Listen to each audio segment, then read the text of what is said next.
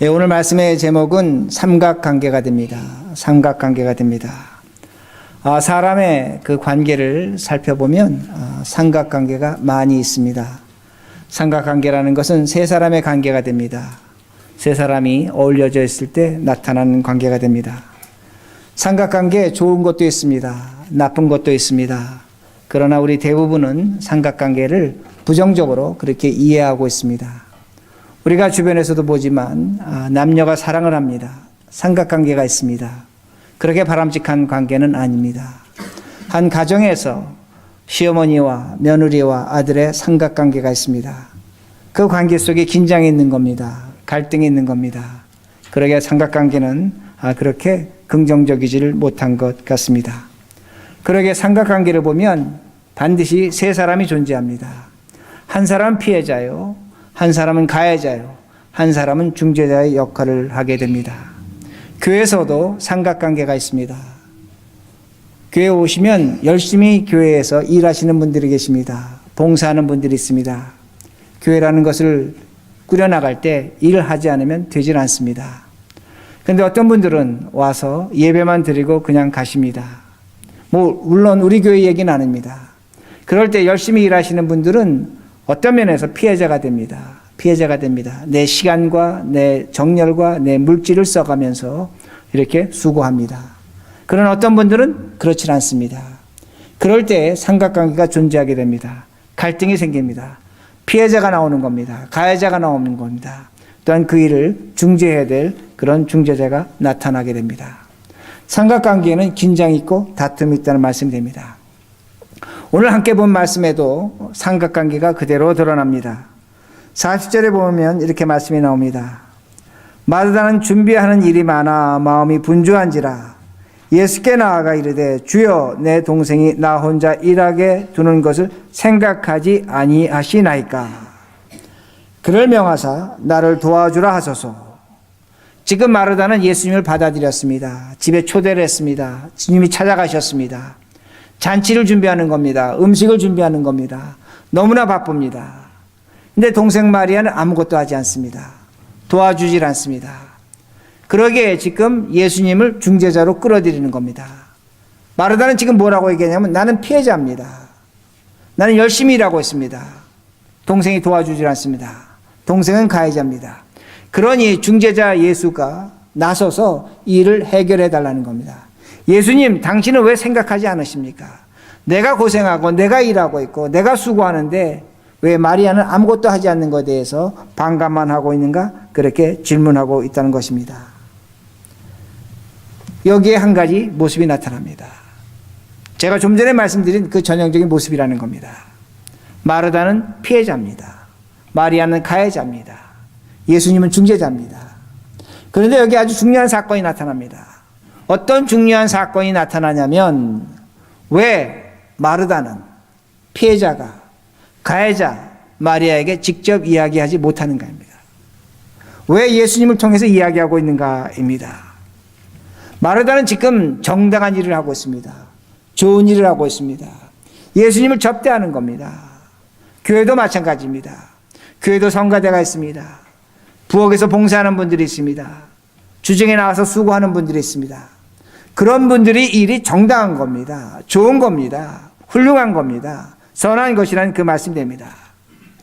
그런데 지금 마리아는 그렇게 좋은 일 하고 있으면서 마음속에 원망이 생긴 겁니다. 왜 원망이 생겼냐면 마리아가 아무것도 하지 않는다는 겁니다. 근데 그 얘기를 직접 이야기하지 못합니다. 직접 이야기하지 못합니다. 왜 이야기하지 못하는가? 그걸 우리가 질문해 봐야 된다는 말씀이 됩니다. 다른 것이 아닙니다. 마르다는 마리아가 자신보다 더 정당한 것을 하고 있다는 걸 알고 있는 겁니다. 마르다가 정당한 일을 하고 있지만 마르다는 알고 있습니다. 내 동생 마리아가 나보다 더 정당한 일을 하고 있다는 겁니다. 그걸 알고 있다는 말씀이 됩니다. 죄송합니다. 그 정당한 것은 무엇이냐면 자신의 일보다 더 정당한 건 무엇이냐면 예수님 중심이라는 겁니다. 그러게 얘기를 하지 못하는 겁니다. 그러게 예수님께 요구하고 있다는 말씀이 됩니다. 그러게 38절 보시기 바랍니다. 38절.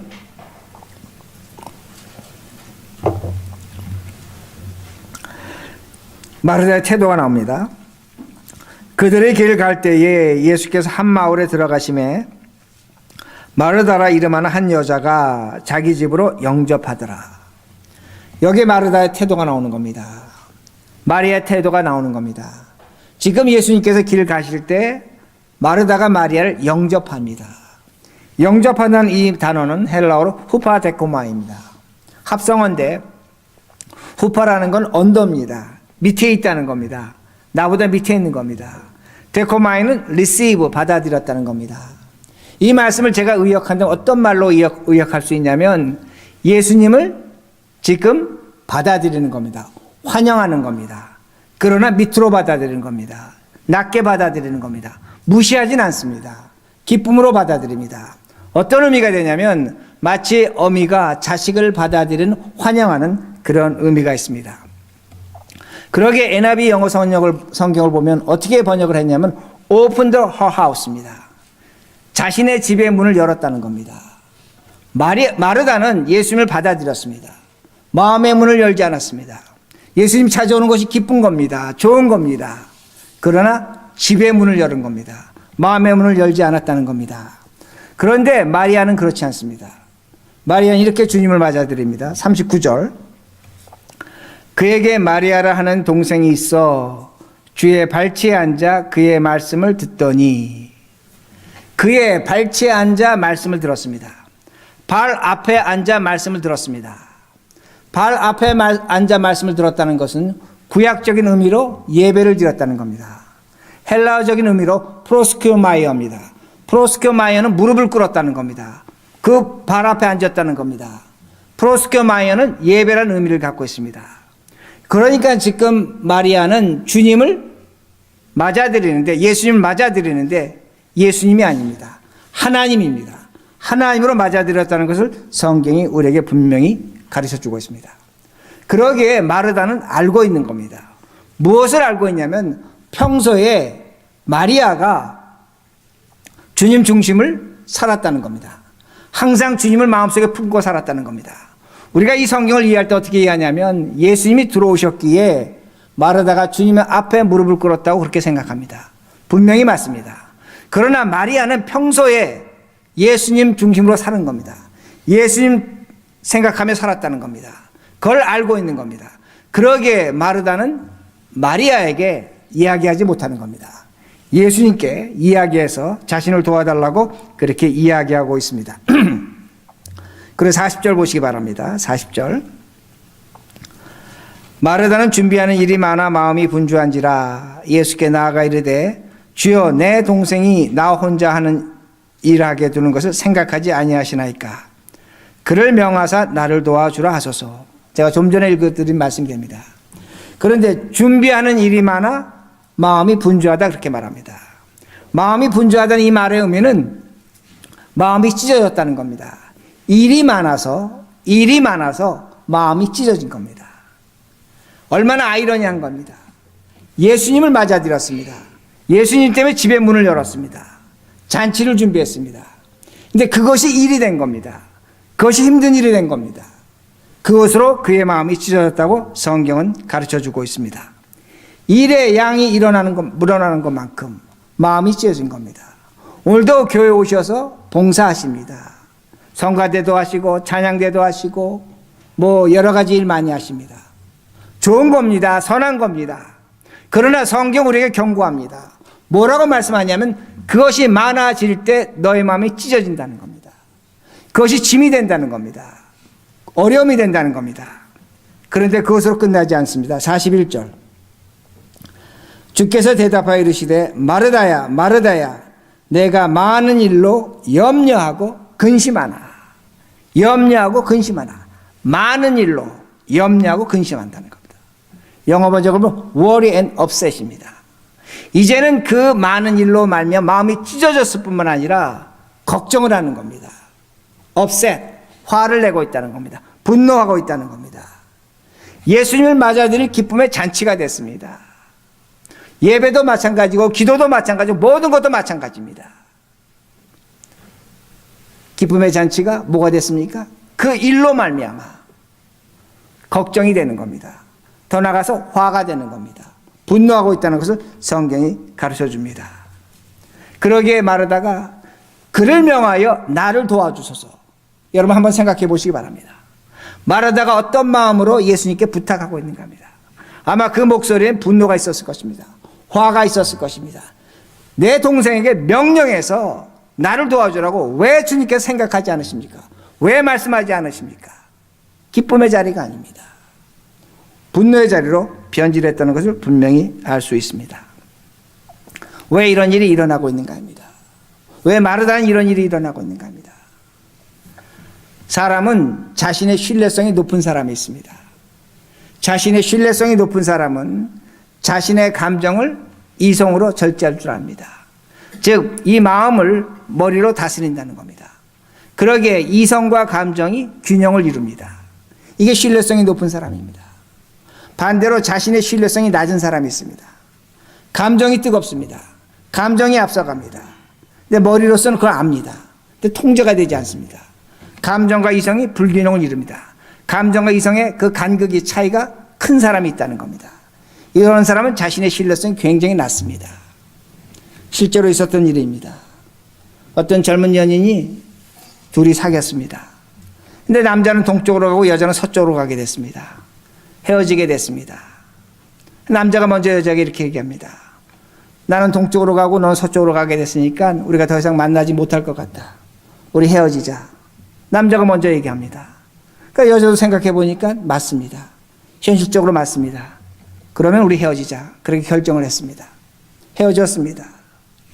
근데 얼마 지나지 않아서 남자가 연락이 왔습니다. 다시 한번 만나자는 겁니다. 만났는데 남자가 펑펑 웁니다. 펑펑 웁니다. 그러니까 여자가 당황했습니다. 이 남자가 날 사랑하는 건가? 헤어지지 말자는 건가? 물어봤습니다. 헤어지자는 겁니다. 근데 남자는 울기만 합니다. 그러니까 여자가 저한테 전화했습니다. 이거 어떡합니까? 제가 그렇게 얘기해 줬습니다. 여자는 자신에 대한 신뢰성이 높은 여자입니다. 자신의 감정을 자신의 머리로 통제할 줄 아는 겁니다. 통제할 줄 아는 겁니다. 그러게 이별이라는 슬픔이 있지만 내 머리로 그 이별을 통제하는 겁니다. 그러게 담담히 받아들이는 겁니다. 근데 남자는 그렇지 않습니다. 그 슬픔을, 감정을 머리로 통제가 되지 않는 겁니다. 그 차이가 넓은 겁니다. 자신에 대한 신뢰성이 낮다는 겁니다. 마르다가 이렇다는 겁니다. 마르다가 지금 현재 일을 겪으면서 이 사이에서 예수님과 마리아 사이에서 지금 이것이 통제가 되지 않는 겁니다. 그러기에 그녀는 삼각관계를 형성한다는 그 말씀이 됩니다. 그런데 우리가 한 가지 마르다로부터 배울 것이 있습니다. 중요한 것입니다. 어떤 것을 배울 것이 있냐면 자신의 문제를 다른 사람에게 가져가지 않은 겁니다. 예수님에게 가져가지 않은 겁니다. 어떤 성경학자들은 마르다의 남편을 문둥이 시몬으로 보는 사람들이 있습니다. 자신의 지금 이 억울한 감정을 남편에게 가서 이야기할 수 있습니다. 자신의 동생이 나서로입니다. 동생 나서를 불러서 내 여동생이 말을 듣지 않으니까 도와주지 않으니까 꾸짖으라고 그렇게 말을 할 수도 있습니다. 그런데 마르다가 그렇게 하지 않았습니다. 마르다는 지금 이 문제를 누구에게 갖고 갔냐면 예수님에게 갖고 갔다는 겁니다. 여러분들도 어떤 문제가 있습니다. 어떤 삼각관계가 형성될 때가 있습니다. 그 문제를 누구에게 갖고 가는가가 굉장히 중요합니다. 여러분과 똑같은 수준에 있는 사람에게 갖고 간다면, 여러분과 같은 신뢰성의 수준에 있는 사람에게 갖고 간다면 문제는 더욱 어려워질 것입니다. 그런데 마르다는 예수님께 갖고 간 겁니다. 그러므로 우리들이 한번 깊이 생각해 봐야 됩니다. 오늘 내가 갖고 있는 문제를 누구에게 갖고 가고 있는가? 누구에게 이야기하고 있는가 합니다. 사람에게 이야기하고 있는가 합니다. 예수님께 이야기하고 있는가 합니다. 오늘도 우리가 예배를 드리고 기도를 하고 찬송을 부르면서 오늘 내 중재자가 누가 되기를 원하고 있는가 합니다. 마르다처럼 예수님을 선택해야 된다는 말씀이 됩니다. 예수님을 선택할 때 반드시 다음과 같은 현상이 일어납니다. 41절 다시 읽습니다.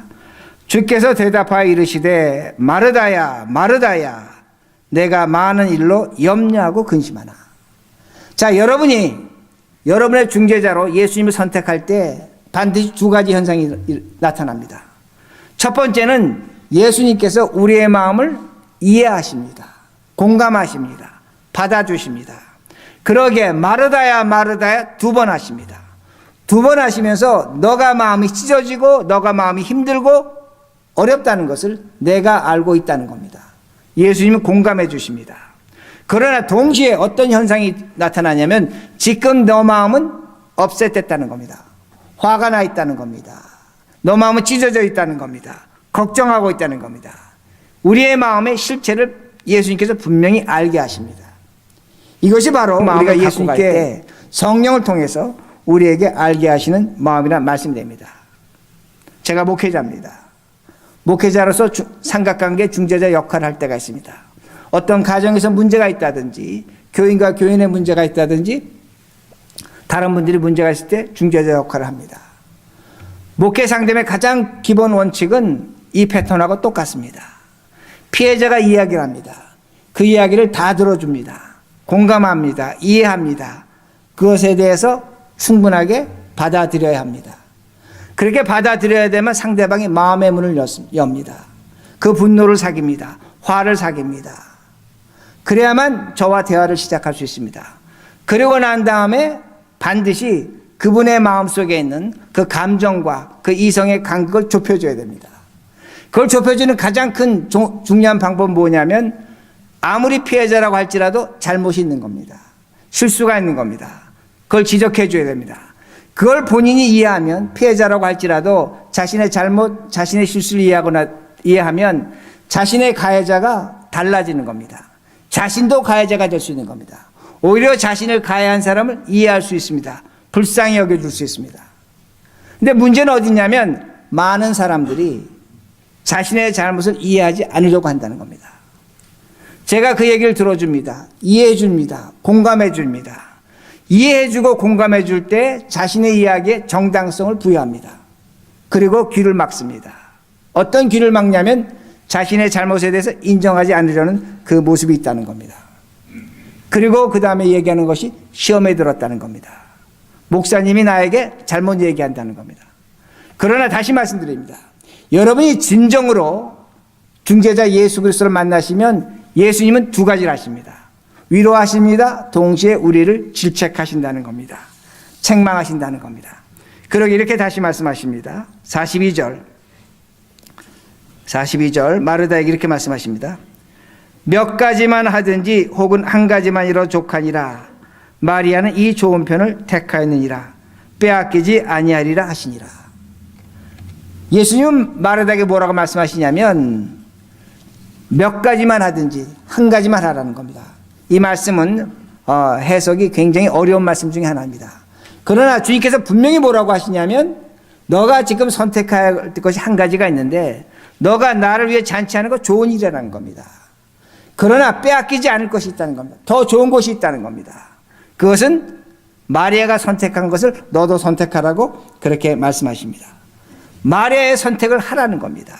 마르다 너 일이 좋은 일이지만 더 좋은 일, 더 올바른 선택은 마리아의 선택을 하라고 그렇게 말씀하십니다. 마리아는 어떤 선택을 했는가입니다. 마리아는 항상 예수님을 선택했습니다. 마리아는 항상 예수님을 선택했다는 겁니다. 항상 예수님 중심으로 살았다는 겁니다. 이렇게 되면 너가 지금 잔치하는 그 잔치를 이루어낼 수 있다는 겁니다. 너가 예수를 선택할 때, 나를 선택할 때 너가 하고자 하는 그 일을 반드시 이루어낼 수 있다는 겁니다. 그것이 바로 요한복음 11장에 나옵니다. 우리가 읽지는 않았습니다. 읽지는 않았지만 요한복음 11장에 우리를 어떻게 이해하고 있냐면 나사로가 죽었습니다. 나사로가 죽은 후에 예수님이 4일이 지나서 그 마르다의 집을 찾아가십니다. 그러면서 11장 21절 보시기 바랍니다. 요한복음 11장 21절 어떤 일이 일어나는가? 요한복음 11장 21절 마르다가 이렇게 예수님께 얘기합니다. 4일 후에 찾아오신 예수님께 제가 읽습니다. 마르다가 예수께 여짜오되 주께서 여기 계셨더라면 내 오라버니가 죽지 아니하였겠나이다. 자, 예수님께서 좀 전에 말씀드린 것은 4일 후에 찾아오셨습니다. 그리고 뭐라고 얘기하냐면 예수님 당신이 여기 계셨더라면 우리 오라버니가 죽지 않았을 것이라고 그렇게 이야기합니다. 그런데 우리는 이 성경을 어떻게 해석하냐면 요한복음 11장을 예수님께서 4일 후에 나사로의 집에 가신 것을 나사로를 죽음에서 부활시키려고 의도적으로 늦게 가셨다고 그렇게 성경을 많이 해석합니다. 만약에 그렇다면 마르다의 고백에 따라서 나사로가 부활해야 됩니다. 그러기에 다시 요한복음 11장 25절에서 27절 보시기 바랍니다. 예수님께서 마르다에게 이렇게 말씀하십니다. 요한복음 11장 25절에 27절. 예수께서 이르시되 나는 부활이요 생명이니 나를 믿는 자는 죽어도 살겠고 무릇 살아서 나를 믿는 자는 영원히 죽지 아니하리니 이것을 내가 믿느냐. 누구에게 말씀하십니까? 마르다에게 말씀하시는 겁니다. 그러니까 27절에 마르다가 이렇게 대답합니다. 이르되 주여 그러하이다. 주는 그리스도시요 세상에 오신 하나님의 아들이신 줄을 내가 믿나이다. 마르다는 무엇을 믿었냐면 예수 그리스도 당신으로 말미암아 우리 오빠가 죽음에서 부활할 것입니다. 나는 그것을 믿습니다. 철저히 믿는다는 겁니다.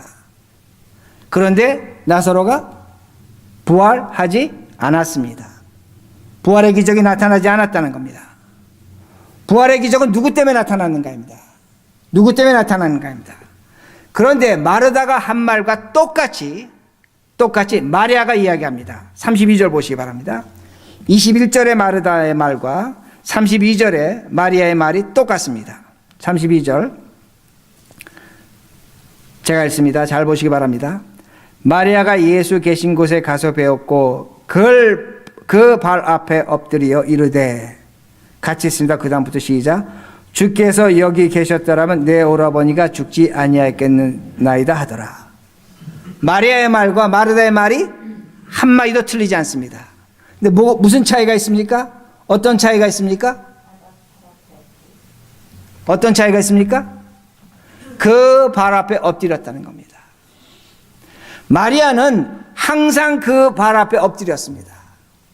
그 발 앞에, 예수 발 앞에 엎드린 겁니다. 예수님이 계셔도 그 발 앞에 엎드렸고 예수님이 계시지 않는 상태에도 항상 예수님 앞에 엎드린 그 자세, 예수님 중심으로 살았다는 겁니다. 평생의 모습이라는 겁니다. 그리고 마리아는 울었습니다. 마르다와 같은 신앙 고백하지 않았습니다. 예수 그리스도는 살아계신 하나님이여 아들이요 우리 죽은 오빠를 살리실 것이라고 그렇게 고백하지도 않았습니다. 마르다는 똑같은 말을 했습니다. 그리고 울었습니다. 그리고 33절에 보시기 바랍니다.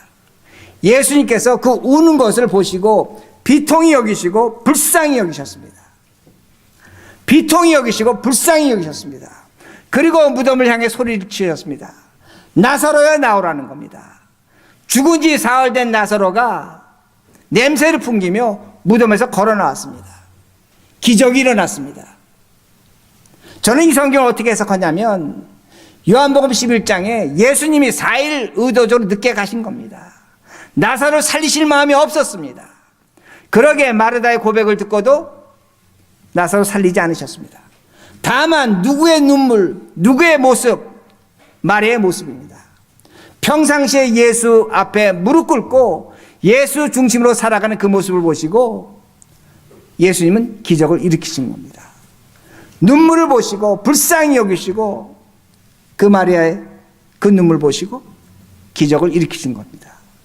이게 기적이라는 그 말씀이 됩니다. 그러게 나사로를 살려주셨습니다. 오늘 우리들이 어떻게 살아가는가입니다. 오늘 내 삶의 중심에 내 모습 속에 이런 모습이 있는가입니다. 마르다의 모습이 있는가 마리아의 모습이 있는가 구분하셔야 된다는 말씀이 됩니다. 제가 이번에 아시는 것처럼 십자가 선교에 갔습니다. 제가 가면서 굉장히 궁금한 사람이 있었습니다. 5년 전에 만난 사람이었습니다. 안일구 목사님에게 물어봤습니다. 제가 여기서 이름은 밝힐 수가 없습니다. 이제는 그분이 좋은 직장에서 안전하게 좋은 곳에서 계시기 때문입니다. 결혼도 하셨습니다. 목사님 그 친구 어떻게 됐습니까? 그 친구 한국말 한마디도 못했습니다. 추방당했습니다. 마약으로 알코올로 중독자로 추방을 당했습니다. 두 번 다시 미국으로 돌아가지 못합니다. 제가 5년 전에 봤을 때 그 강원도 횡성 산골짜기에서 과연 저 친구 어떻게 살아남을까? 자살하지 않으면 길이 없을 것이라고 그 정도 생각했습니다. 한국말 한마디도 못했습니다. 그런데 그가 그곳에서 예수님을 선택했습니다. 예수님 중심으로 살았습니다. 마약 중독에서 벗어났습니다. 그러나 말씀드린 것처럼 미국 돌아올 수 없습니다. 짭을 구할 수가 없습니다. 강원도 산골입니다. 어느 날 그 횡성 산골 골짜기에서 길을 가는데 고급 검정 세단 승용차가 자신 앞에 서더라는 겁니다. 창문을 내리는 사람이 있습니다. 쳐다봤더니 안에 미국 사람이 있었습니다. 이 친구 잘하는 건 영어밖에 없었습니다. 근데 미국 사람이 길을 묻는 겁니다. 강원도 산골 골짜기에서 길을 잃어버린 겁니다. 그러니까 이 친구 잘하는 건 영어밖에 없으니까 영어로 친절하게 가르쳐줬습니다. 오래간만에 영어 하는 겁니다. 친절하게 가르쳐줬습니다. 근데 이 사람이 자신도 그 강원도에서 길을 잃고 영어 잘하는 한국 사람 만나니까 아마 기적으로 생각했던 것 같습니다. 그 명함을 하나 줬습니다. 너를 나를 찾아오라는 겁니다. 근데 그 명함의 주인은 누구냐면 미국 대기업의 한국 사장이었습니다. 그 회사를 들어가려면 한국 대학 졸업생도 2년 인턴하고 난 후에 직원으로 받아주는 회사였습니다. 추방당했습니다. 직업을 구할 수가 없었습니다.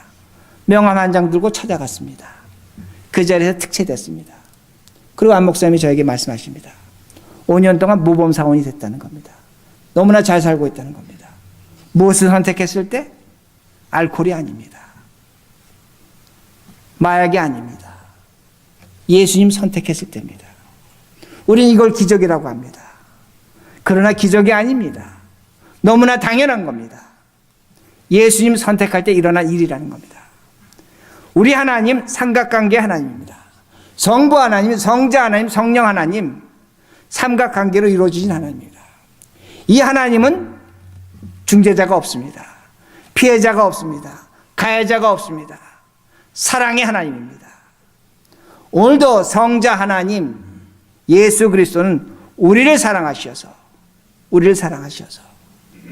십자가에서 죽으셨습니다. 하나님은 오늘도 우리를 사랑하셔서 우리의 죄를 용서하셨습니다.